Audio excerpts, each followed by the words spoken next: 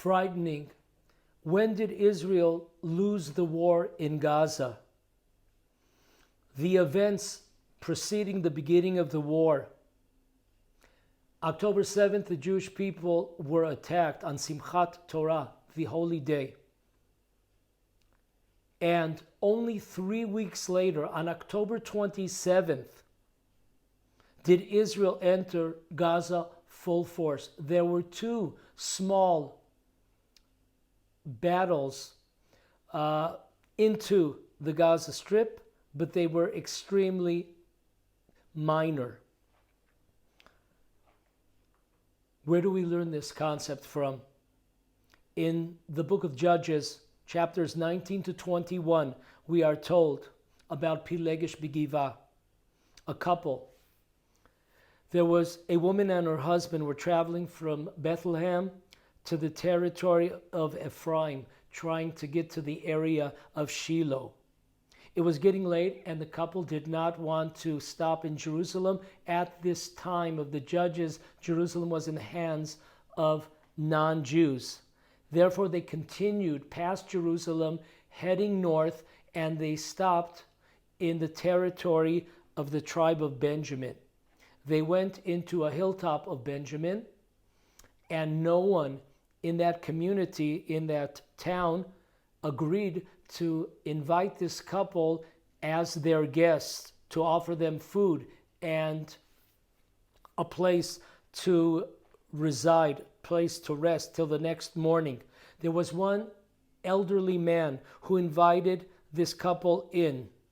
Shortly afterwards, members of the tribe of Benjamin surrounded the house of the elderly person, demanding that the elderly person hand over the male guest in order that they would be able to have homosexual relations with this guest. The elderly person pleaded with the attackers from Benjamin, and he offered his daughter and the wife of this man who was a guest in his house. This, we are told in the Torah, of course, was a terrible act, was a terrible response. You are not allowed to turn over Jews to those type of demands. You have to give your life, and don't give other people's lives. Anyways, eventually the husband pushes out his wife, and the members of the community of Benjamin have relations with this woman. She's raped all night, gang raped all night. In the morning, she returns to the home of the elderly person, and she dies at the doorstep of this elderly person. Her husband cuts up her body into 12 pieces and sends it all over to the various tribes of Israel. That day, 400,000 Jews from 11 tribes, minus, of course, Benjamin, gathered together and accepted upon themselves, listen to these eternal words, tremendous lesson of life. We will not step into our tents nor stop off in our homes until the war is over. Various commentators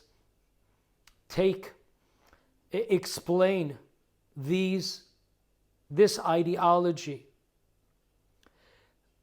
These 11 tribes accepted upon themselves not returning to their homes for extended period of time or even temporary. They refused, that was the Malbim, they refused to return home temporarily, even to have relations with their spouses or check upon their children's situation.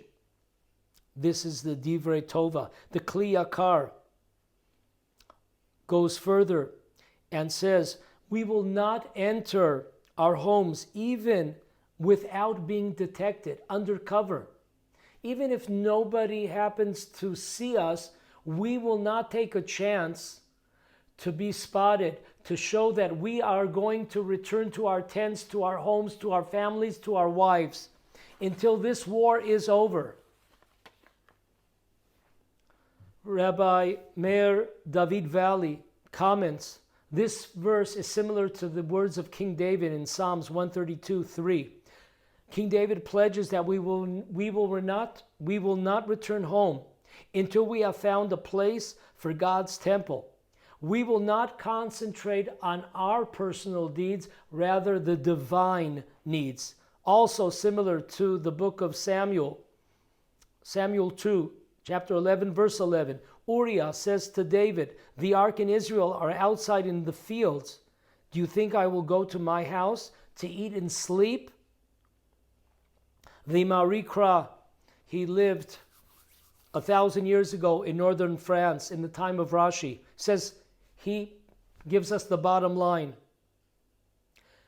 We will not return to our homes, to our tents, in order that our anger and frustration will not cool down our desire for vengeance. I'm going to say that one more time.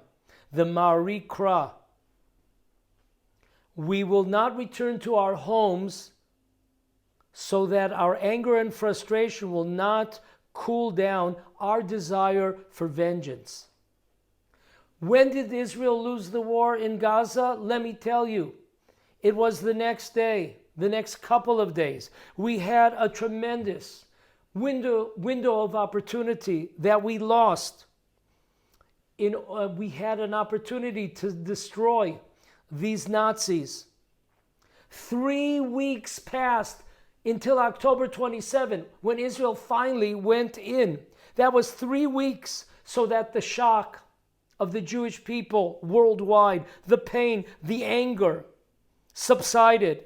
We lost our momentum. That is human nature. It is true that we don't need the world. The Jewish people stand alone.